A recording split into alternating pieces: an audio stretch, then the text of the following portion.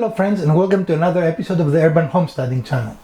If today is the first time that you're visiting our channel, we want to extend to you a very warm welcome and invite you to watch any of our over 500 videos that we have arranged for your convenience in playlists, as we are confident you're going to find something both entertaining and useful to watch. If you've been here before but you have not subscribed, what are you waiting for? Do subscribe. It is free and it helps the channel greatly. If today is your birthday, we want to wish you a very happy birthday. Today we're coming to you from our laundry closet because we have an ambitious project ahead of us, and that is to revamp it and make it more useful and even more attractive than it is. Make use of the space. Right. As you can see, it's a very basic area. We have our washer and dryer here, and we're going to remove this existing shelf first because it's on our way. We plan to put two cabinets on the back and a counter above the two machines, right? Mm-hmm. So stick around and we're going to take you to that journey of discovery, and hopefully we'll do that without breaking Mrs. Wizard's machines, which will result in my death. So we'll see how we're going to do that today. So stick around. Today we're making over our laundry closet from a very simple and plain space to do our laundry to a more attractive and more functional space that allows us a lot of space to fold clothes and what else we're going to do here. Well, we've got a lot of storage and, just anything that I need to work with on that countertop, but mostly folding clothes. So stick around and we're going to show you how we took a very empty and what you will call it, very basic looking... It was a shell, really, just a closet. Yeah. Well, it wasn't even a cell here, there was nothing. There was No, she said Shell. shell. yeah. An empty shell with machines in it. To this, I think, very attractive presentation. Start by removing this shelf.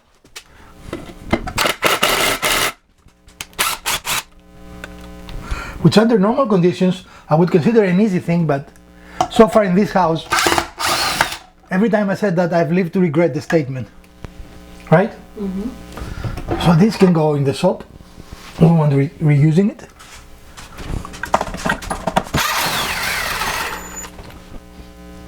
Oh, there it is.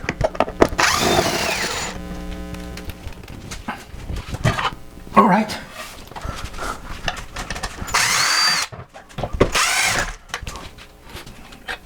That was very good, wasn't it? Mm-hmm. Sorry.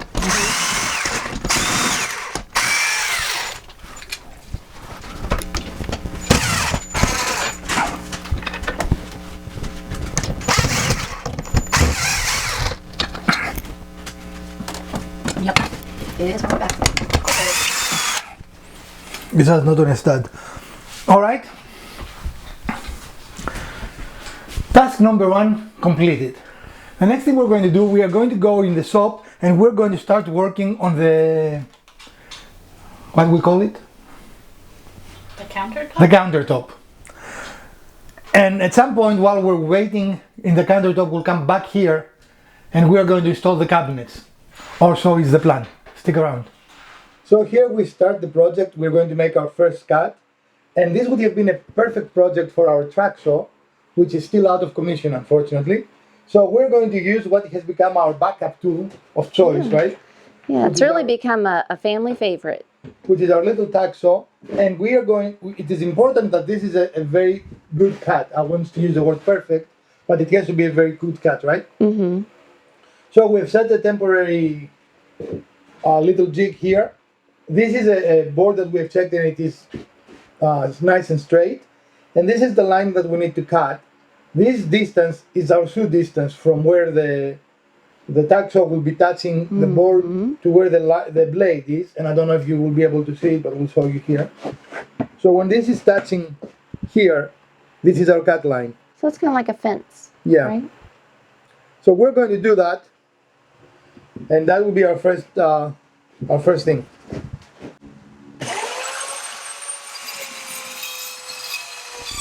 All right, and we finished. This is the length we want, and we cut it very close to what we need. Maybe a little bit proud, not much. And if we need to, then we can bring this down with a little sanding or something else, right? I mean, if it is tight fit. Yeah. Now we need to attach those two boards to each other to make a wider surface. Right. So we didn't really find what we wanted in a thicker board or a wide enough board, so we're going to make our own. So we're going to use our biscuit joiner, which I know you've never seen before in our channel, but here it is, we have one. And we're going to use biscuits to achieve that, because biscuits help you with alignment, right? And we want our alignment to be really as close to perfect as we can make it. Of course, no one is perfect, but you know what I mean. Mm-hmm. All right, so we're going to clean up a little bit and we're going to go to the next step. So in order to achieve the width that we need, our two boards are 16 inches wide, but the total width that we want is, what did we say? 30 inches. 30, right. Mm-hmm. So we need, because that 2/16 is 32, so we need to cut from one board only 2 inches. We have set our table saw to remove a 2-inch strip there, and we're going to do that now, and that will give us the width. So that is a final cut, if you wish, for the width, right? Mm-hmm. The next step will be to join the two boards. So stick around, a lot more exciting, fun things we have set for you today. So we've done doing our biscuits, and as we can see, we've done already 3. And we are going to do 5, I think. Yeah, we've got 5 because it's a fairly long board, and we just wanted to be sure we get everything good and tight together. And we're going to do the next one.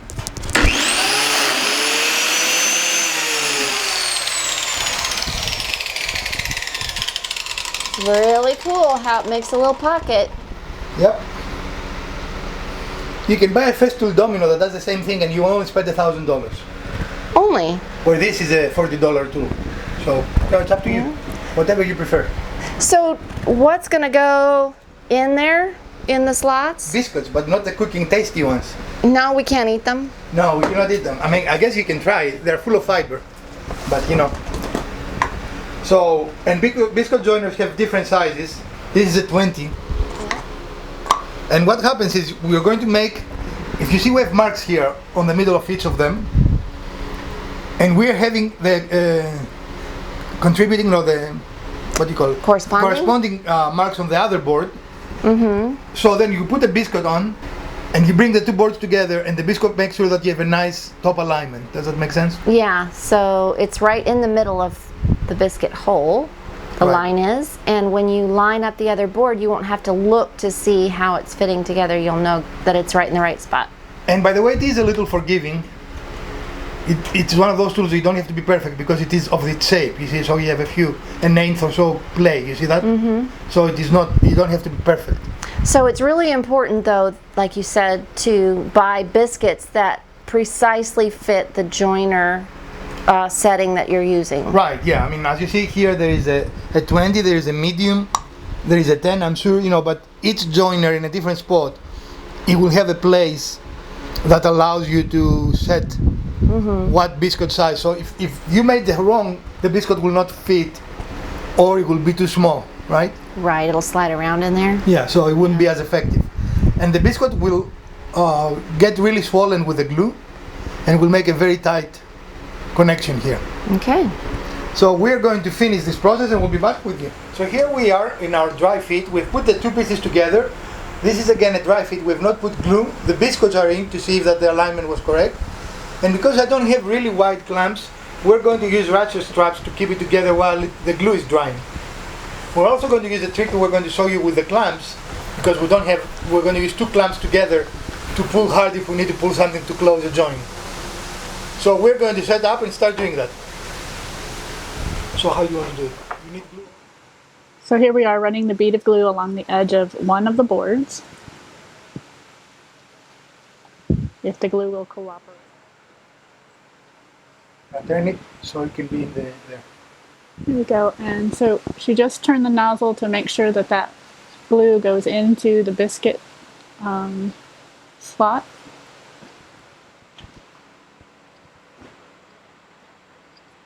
Sorry.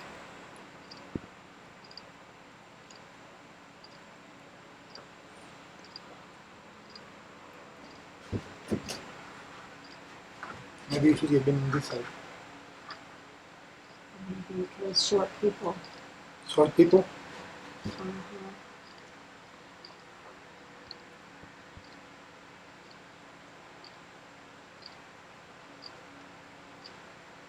who are these sort of people you're speaking of? And then are you going to take any type of a brush or anything to smooth out the glue so that No. it's evenly applied, or it just No, we're you're going just to going to press leave it. it like that? Yeah. Okay. That's why we have You're the wiggling it. wax paper underneath there. Okay. So we want, all right. Biscuits. Biscuits. And they probably will be a little screwed out, but that's okay.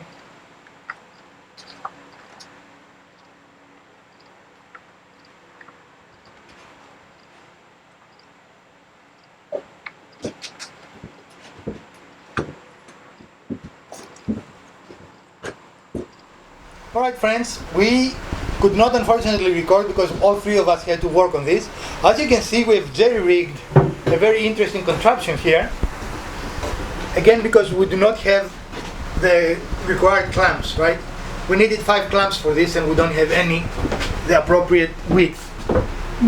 So on our shopping list we need clamps, right? So what we did, of course, is using ratchet straps, which do a really good job actually of pulling the boards together. And we combined 2 shorter clamps to pull it together, and that is something you can do actually, right? And I love those Airwin clamps. So the short one, the long one, and that pulled it, and then just to keep the tension correct, there's a clamp holding that down on that side, and then another one over here on this side just to keep the board flat. And if you see our lines here, this is where we align the biscuits, right? And they're probably an 1/8 off, but this is within the tolerances of the joint type. Overall, I mean, actually, this is not even an 1/8. I don't Yeah. think. 16, Yeah, maybe. Yeah. maybe a 16. So we are very pleased with this. We're going to let it be for at least an hour. We can start, of course, after an hour we can start the finish. And in the meantime, we're going to go inside and start doing other things, including dinner, lunch. So our first cabinet is installed, as you can see. And we're going to put a link up here on the top to show you how we created these cabinets. But this is what you wanted, Mrs. Wizard? Yeah, it fits, which is really important. With very little room to spare, but Yep, with little room to spare. So that's the important thing, right? yep. So we need to do a little bit of tamping and things like that we won't do today. But the first stage is there, right? We are done with the first stage. So we're going to go on. I'm not sure if we'll put the next cabinet next and then the supports or what, but we're going to come back with you as soon as we're ready for the next stage. So our next step in the process will be to find the studs on the wall so we can build the supports for our, I cannot remember what this is. Countertop. And we decided we're going to next install the other cabinet, right? Yes, but first we're finding where Okay. where the studs are. Okay.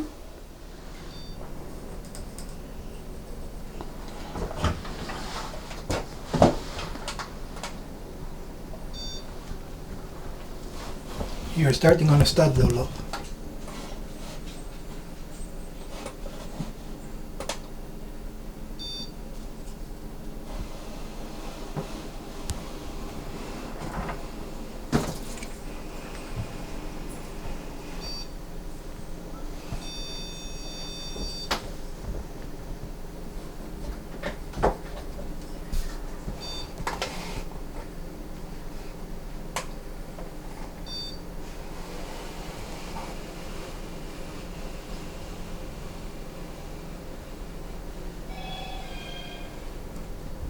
There has to be a stud there somewhere. It's coming up. There it is.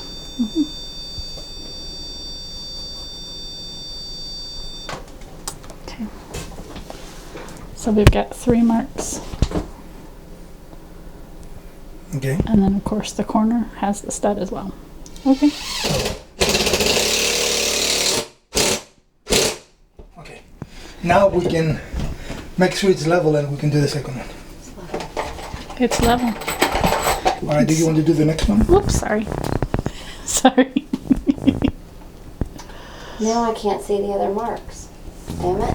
Where are the marks?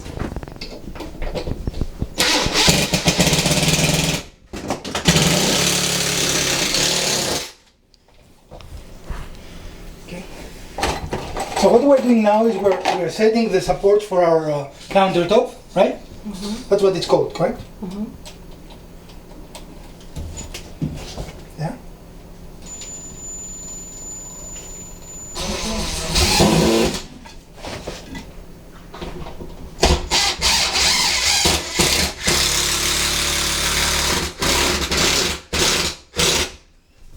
And this is not going anywhere. This is good. And we're going to do that all around. And here, what you need to calculate on the sides, you need to subtract the width of this piece, right? So we are going to move the studs, find the studs, attach it. We're going to show you how it looks next. All right, so we finished our support for our counter, and we made sure that it is the same distance between the ceiling and the support. We also double check by using a level, right? And as you can see, we are very level there.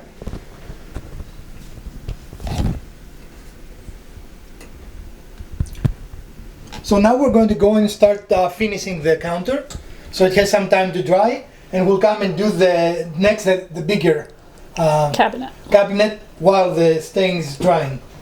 So we'll be seeing you in the shop. So here we are in the shop, and our glue has dried enough for us to be able to start processing this piece. So we're going to start with sanding it and getting ready for stain, right? Then we're going to add maybe some detail to make this softer than what it is now. And the last part will be that we are going to stain it, right? So stick around, we're going to show you each of those steps.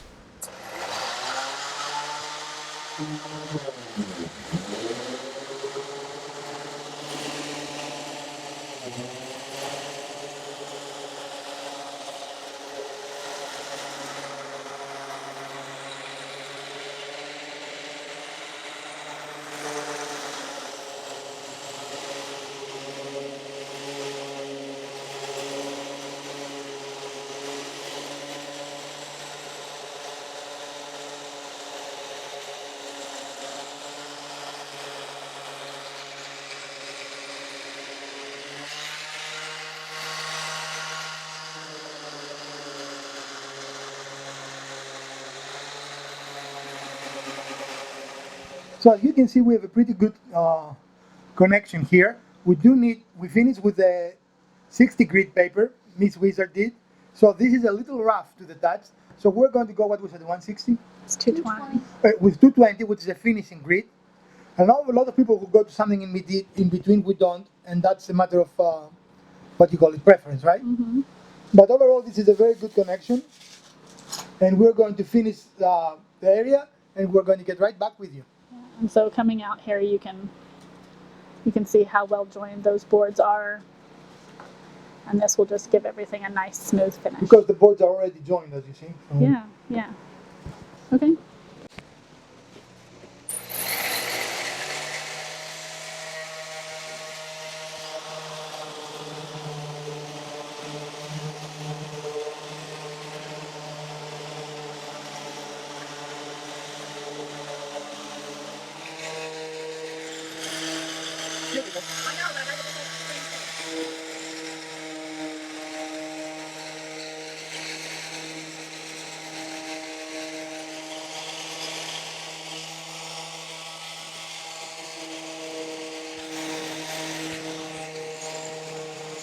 So if you don't have a router, or if you just don't want to get it out, this is a technique to put a round over, so it is not a sharp edge to your piece, right? You just rotate the sander, and it knocks out. You get the difference between this hard edge here, right, and the softer edge here, right? Yeah, and if you want it to be even more rounded, you just keep going back over it, right? Right. The key is you want to rotate it, not going. You see your hand doing that? Yeah, you want to rotate it, because if you go just straight, Right. you're going to create a 45. Right.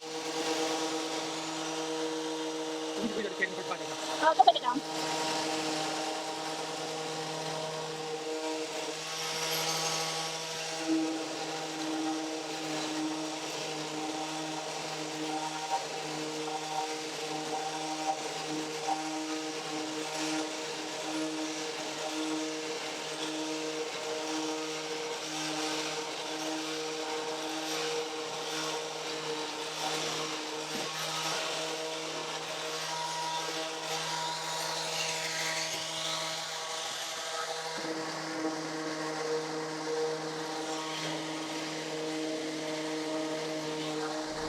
So right where I'm standing, we have the water valves for the washing machine.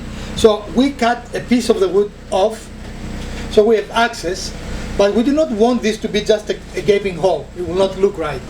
So we're going to reuse this, we're going to put it back here, and we're only going to be removing it when we're not needing it. Yes?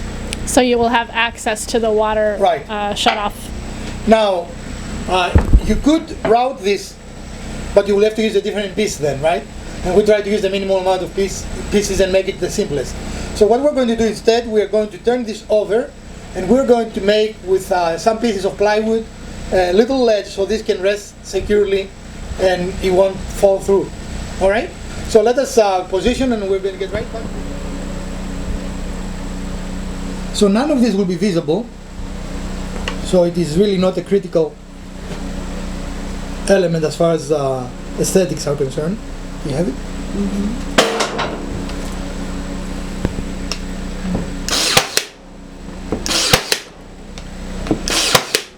All right.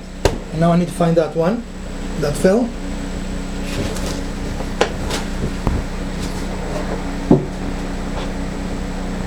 All right. And do we have the other one? Can you bring that as the big one to use it as a measuring?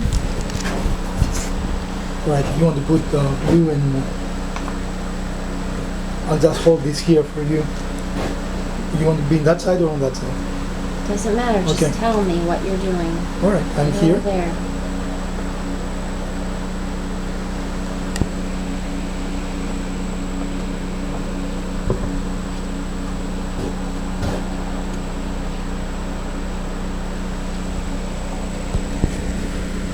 Anyone you fast?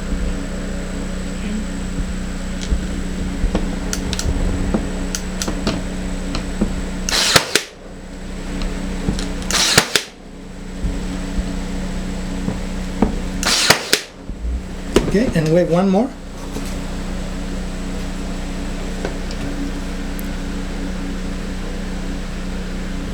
We don't want them too big because we don't want to make the hole much smaller anyway. We just want that to be held, right? And what I'm doing here, I don't know if is it clear. We're using this as the width of the spacer so The that you know spacer, how yeah. far out to bring out the ledge. yeah. Okay, What? just don't push down, 'cause this piece will break. Okay. And I think we're done. Now the next step is to put the lip in the front. So where is our lip? So we're putting a bit of glue. We're going to create a lip that has two purposes. One is decorative, and the other is to add strength, support to the piece, right? So at this point you've got the glue, you've already cut the piece to size, Right. and now just making sure it's lined up and flush both at the end and with the front of the piece. Right. So And to help hold it in place, there's some clamps that we're going to apply there to keep it there while we're using the brad nails. and that is let's double check. How wide is this? The big piece. I think she said 3/4 of an inch, right, Kim? And that's Your- 1.5. Your top is 3/4 I just want to make sure we won't go through because we've got 2" nails. So that's 1.5 plus 3/4. plus 3/4 should be just side. Should be okay.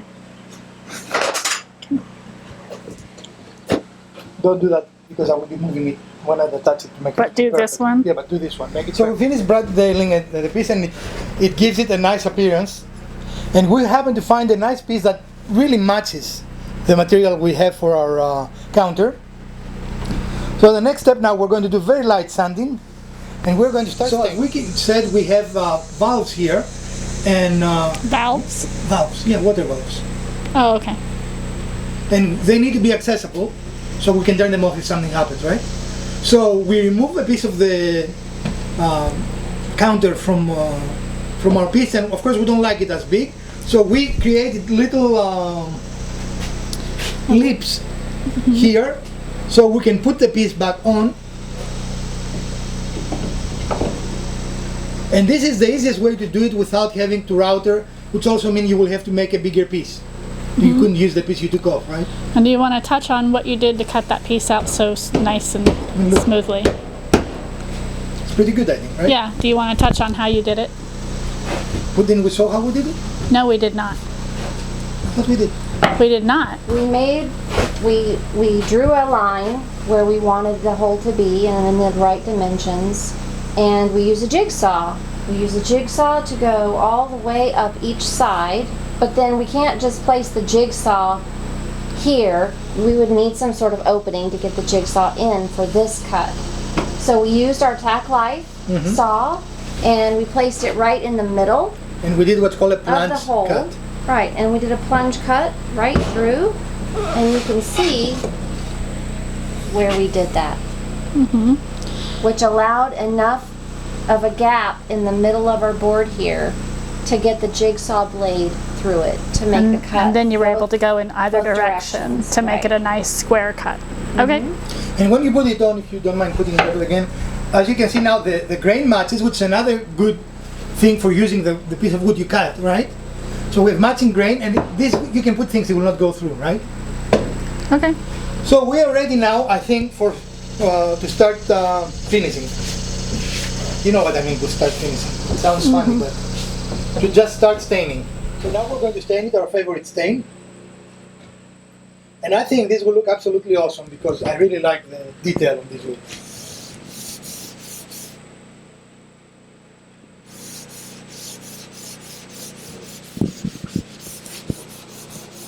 Looks like it's drying immediately, doesn't it? Kinda.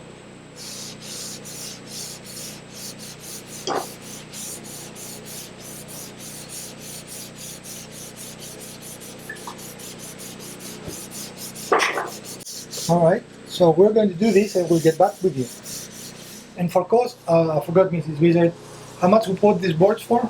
They were $19 each, so it was $38 for two, and we got a couple of trim pieces. Still a sub $50 project, right? Yep. And so you can also see how this stain makes a difference from the plain unfinished board to the stain and it's bringing out the grain. And here's our finished piece. It really looks wonderful. We need to let it dry for an hour or so before we install it. So we're going to take in the meantime a short break. Let it dry. Actually, in the meantime, we have one more cabinet to install, don't we? Yep. So we're not going to take as long as a break. We're gonna take a break. We're going to install the second cabinet and then let it dry, come back, install it in its position. We keep our fingers crossed that all our measurements were correct and it will fit like a glove, right? Yep. And we're going to touch base with you once we are back inside and we're installing the other cabinet. So stay tuned, and we're getting to the end of our project.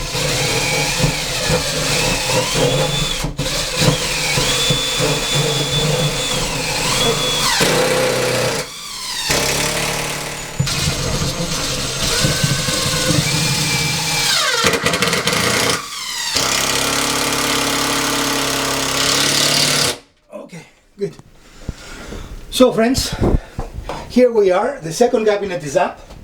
Again, we'll have to paint them a little bit and finish them, and we need to put handles on that. Maybe we can do that now before we finish. I don't know, it's up to you. But our counter is drying. We finished, as you saw, putting the stain on it. So as soon as it dries, we're going to come and put it here on the supports. Are you going to talk about the support bar that we take out? Oh yeah, this is something, it's a temporary bracket that you put so you can not have your assistant hold the cabinet up because they get The whole weight of the cabinet. yeah, they get very heavy very quickly. So this takes the weight and then the other person simply has to balance it while you're attaching it. But this is a temporary thing. We're going to remove it now.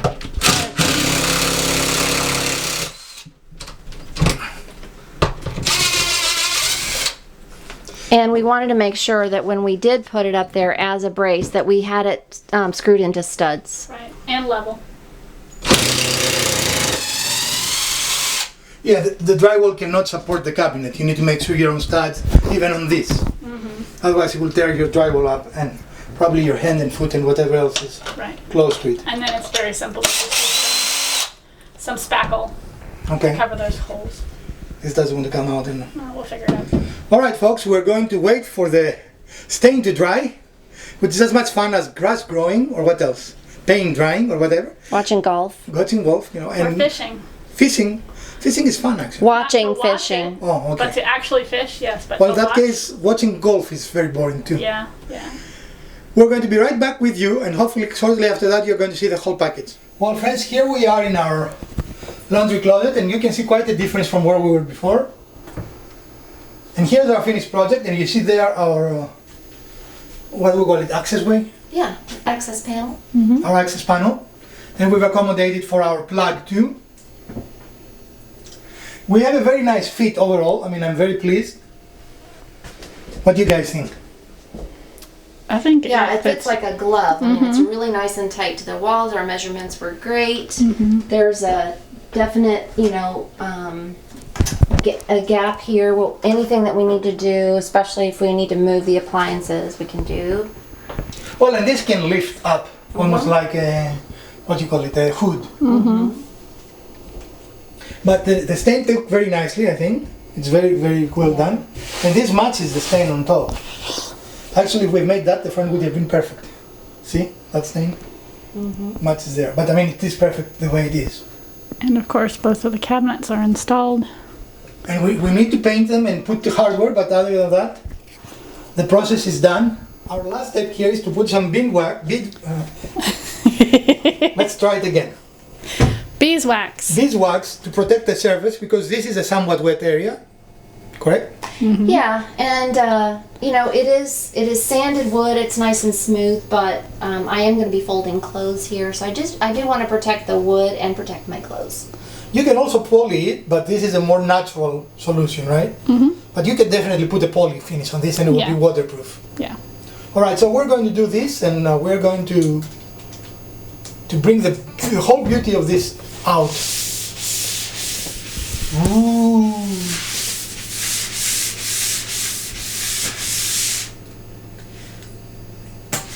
And by the way, as a tip, this is the same stuff I use on my table saw to keep it from rusting and to keep it have a smooth slide. Slide? Slide. Slide. So it slides smoothly on the track. Right. Or the track slides smoothly as you're guiding the wood more accurately.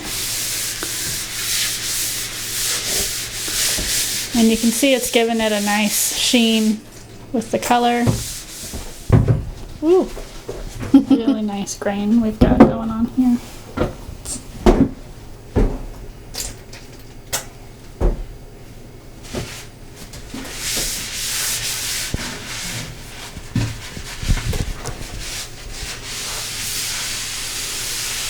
And usually you cannot see where we connected the two pieces, you know? Nope.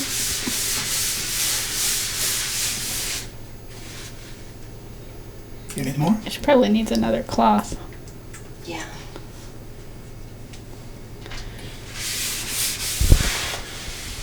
So we hope you did enjoy this episode of the Urban Homesteading channel and you like this project.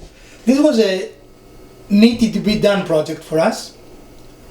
But it is a great way to accessorize and upgrade your laundry room. I mean, that can go in a laundry room, right? It doesn't have to be a laundry closet. Or if you have a laundry closet like us, or whatever you have, this is a great way. This looks like furniture. And again, we spent it less than $40 for materials for this project, excluding the cabinets, right? But the cabinets were also inexpensive because all of this upgrade is under $100, if I remember correctly, including the cabinets. Yep. So if you did enjoy this episode, please smash that like button. If you didn't, the other button works as well. Share, like, subscribe, and let us know what else you would like to see in our channel. From Dr. Wizard, Mrs. Wizard, Elpida, and the Urban Homesteading channel, please stay safe, wash your hands, put your masks on so we can see you again next week. Farewell, friends.